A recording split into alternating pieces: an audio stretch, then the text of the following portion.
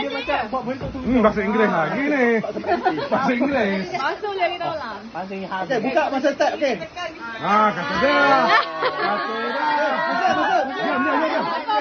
Melayu. Okey. Tak gitulah. Diam, Pulang B diam. Bahasa Melayu. Ya, bahasa Melayu. Satu je bahasa Inggeris. buka masa jalan. Dia tengah nak mikir tu.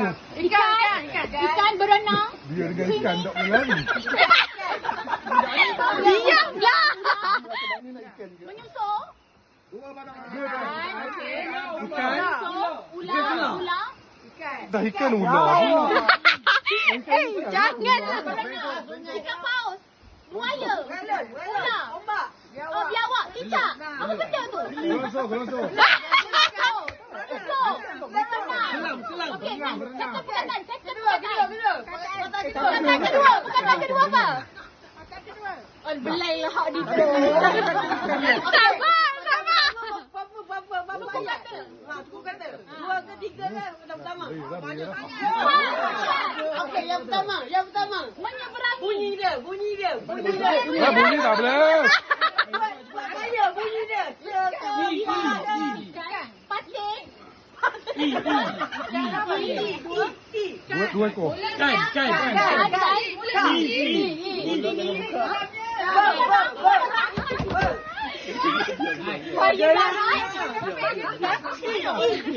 Aku tak tahu dah lah apa. Ikan apa? Ikan kelah, ikan pating, ikan todak, ikan paus, ikan goreng, ikan kepong. Perkataan kedua. Ikan tu lah maksudnya, ikan pating. Koyak.